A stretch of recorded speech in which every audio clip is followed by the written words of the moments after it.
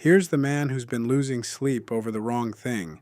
If you take a cholesterol pill, there's a real chance you've been swallowing it at a time of day that quietly works against you, and almost nobody at the pharmacy counter stops to mention it.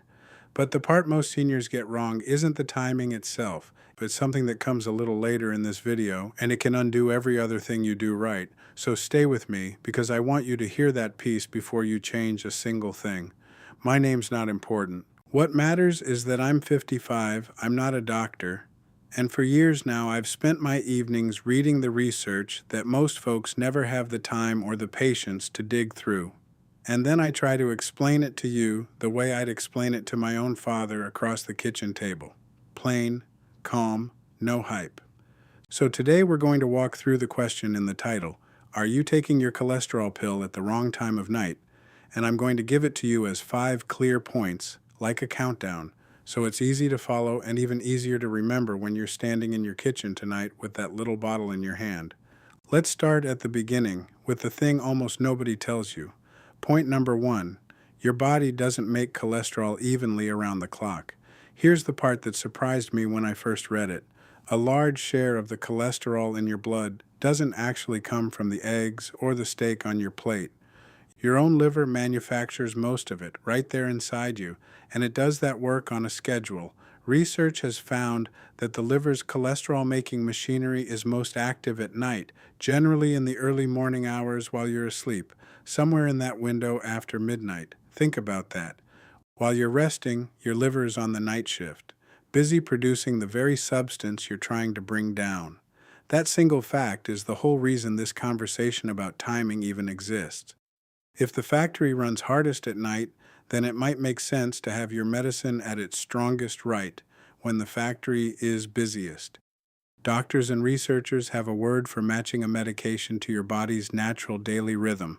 They call it chronotherapy. It's just a fancy term for the right medicine at the right hour. That brings us to point number 2, and this is where it gets practical because it does not apply to every cholesterol pill the same way.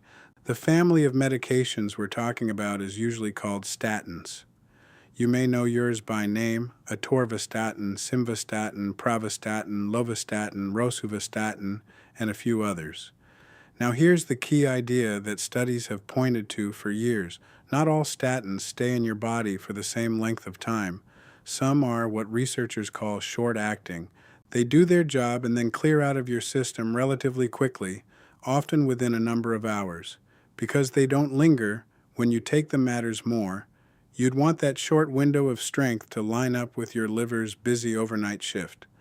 The classic examples people point to here are simvastatin and lovastatin, and to some degree pravastatin and fluvastatin. For these shorter-acting ones, research has generally suggested that taking them in the evening, rather than the morning, lines the medicine up with the body's natural cholesterol-making peak, and some studies found modestly better cholesterol numbers when people took them at night. Now hold on, because point number 3 is the flip side, and this is exactly the kind of detail that gets lost. Some of the newer, more commonly prescribed statins are long-acting. They stay active in your body for a full day or more. The 2 you hear about most are atorvastatin and rosuvastatin. Because these hang around so long, they're covering your liver's overnight shift no matter when you swallow them. Morning, noon, evening, the medicine is still on duty when the factory fires up at night. So for these longer-acting statins, the research has generally found that the time of day makes little to no meaningful difference in how well they lower your cholesterol. And honestly, that's a relief, because it means if you're on one of those and you've been taking it with breakfast for 10 years, you very likely haven't been doing anything wrong at all. So already you can see why the answer to the title isn't a simple yes or no. Whether the time of night matters depends entirely on which statin you've been prescribed. And that is precisely why I don't want you guessing, and why I'm not going to tell you to switch your timing tonight. I want you to find out which group your pill belongs to, and we'll get to exactly how to do that in just a minute. But first, point number 4, and this is the one I promised you at the very top, the part most seniors get wrong, the part that can quietly undo everything else. Are you ready? Here it is. The best time to take your statin is the time you will actually remember to take it. Consistency beats clever timing every single day of the week. Let me say that again because it's that important. A statin you take faithfully every morning with your coffee will do far, far more for you than a perfectly timed evening dose that you forget 2 or 3 nights a week. The research on these medications is built on people taking them regularly day after day. Studies have found that missed doses, what the experts call poor adherence, are one of the biggest reasons these medicines don't deliver the benefit they should. So if moving your pill to bedtime means you'll forget it half the time because you're tired and you head straight to bed, then bedtime is the wrong time for you, no matter what the chronotherapy says. The rhythm of your own life matters more than the rhythm of your liver. Don't trade a small possible gain in timing for a big real loss in consistency. That's the trap, and now you know to step around it. Let me pause right here because this is the natural middle of our talk, and I want to give you something useful to hold on to. If you'd like a simple, plain English checklist of the questions to bring to your pharmacist about your specific medication, the kind of thing you can print out and tuck in your wallet, I've left a link down in the description below. It's the same set of questions I'd want my own family to ask. No charge, nothing fancy, just a friendly little tool to make your next pharmacy visit easier. It'll be waiting for you whenever you're ready.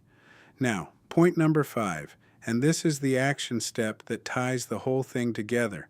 How do you actually find out which kind of statin you're on and what to do about it? You do not need to figure this out alone, and you should not change anything on your own. Here's what I gently suggest. Take your pill bottle, the actual bottle, with the name on the label, and bring it to your pharmacist. Your pharmacist is, in my opinion, one of the most underused experts in your whole life. They know these medications inside and out. They're usually right there when you pick up your refill, and a conversation with them is almost always free. Ask them 3 simple things. First, is my statin a short-acting one or a long-acting one? Second, based on that, does the time of day I take it actually matter for me? And third, is there any reason, like another medication I take, or a side effect I've noticed, that I should be taking it at a particular time? Then take those same questions to your doctor at your next visit and let the 2 professionals who know your full health picture guide you. And I want to be very clear about something because it's the most important sentence I'll say all day. Do not stop your medication and do not change when you take it on your own. If you read something online or you watched a video, even this one, and you think a change might help, the move is always the same. Ask your doctor about alternatives and your options, and never stop a medication on your own. These pills are doing quiet, invisible work to protect your heart and your blood vessels, and a sudden change without guidance can carry real risks. Your job isn't to be the expert. Your job is to be the informed patient who asks the good questions. That's a role you can absolutely play, and you'll play it well. Let me gather up everything we covered because I want it to stick. Your liver makes most of your cholesterol, and it does that work mostly at night. Short-acting statins, like simvastatin and lovastatin, are the ones where evening timing has been linked to slightly better results in some studies because they line up with that overnight peak. Long-acting statins, like atorvastatin and rosuvastatin, generally work about the same no matter when you take them because they stay active all day and all night.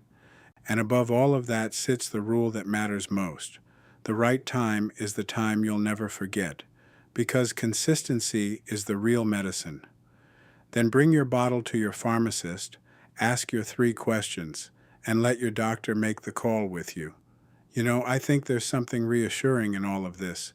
So many of us feel a little powerless when it comes to our health, like decisions just happen to us handed down from on high. But this is one of those rare spots where a single calm conversation started by you holding your own pill bottle can genuinely make your treatment work a little better for your life. That's not nothing. That's you taking the wheel in the gentlest possible way, and you don't need a medical degree to do it. You just need to know which questions to ask, and now you do. If this helped clear things up for you, the checklist I mentioned is still sitting right there in the description, ready whenever you want it. Print it, save it, share it with a friend who takes a cholesterol pill too.